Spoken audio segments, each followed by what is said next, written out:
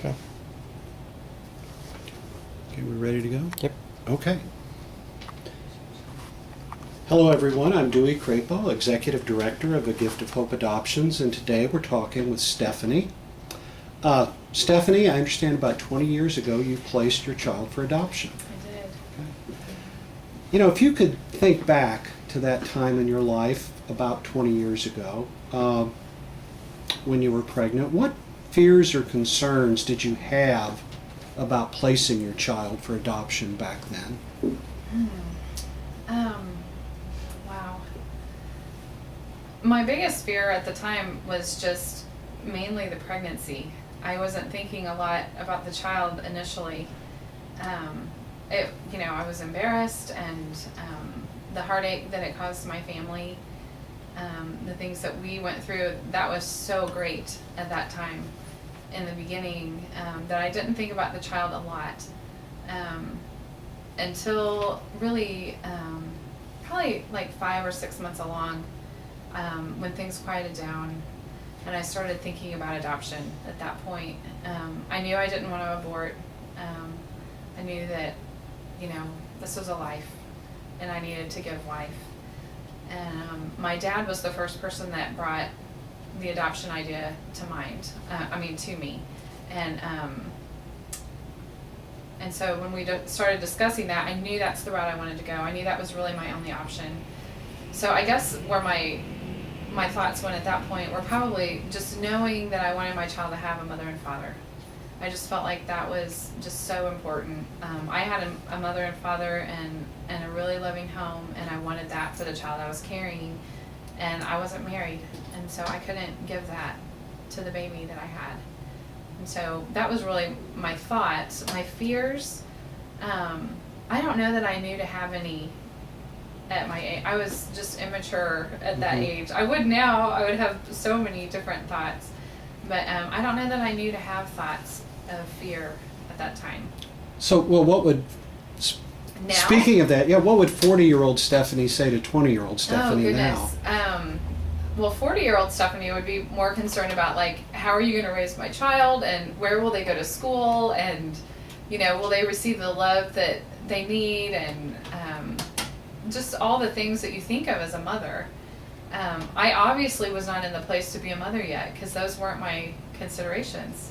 My consideration was, what is the best thing to do right now for me and for the baby, and probably more so for myself at that time.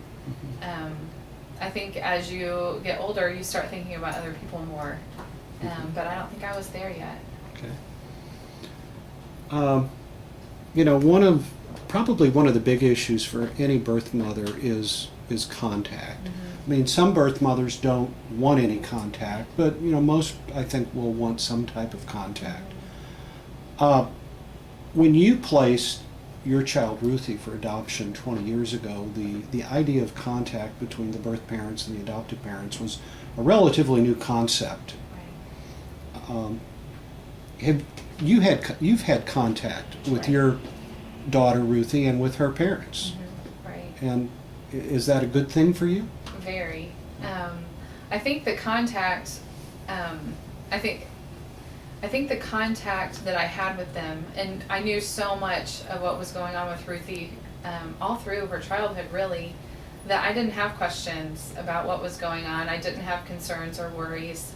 It just kind of freed my life up to move forward. I never once have wondered, is she okay? Is she loved? Is she taken care of? It has not even crossed my mind, not even once. Because I received, every time I had a question, before I ever asked it, it was answered in a letter from Deb. Questions I didn't even know to ask as a 20-year-old woman. Yes, absolutely. I think contact has been so good. And it's also not made me have that longing to know her and be something in her life. I just know that I always have been. I've always had a special place in their home. I think contact is definitely the best route to go. It just made me more secure. In your decision? In my decision and who I was as a birth mom. Yeah. Okay. So sitting here today, 20 years later, you've heard from your daughter Ruthie and her adoptive mother Deb and adoptive father Craig. Do you think you made the right decision 20 years ago for yourself and for your child? Absolutely.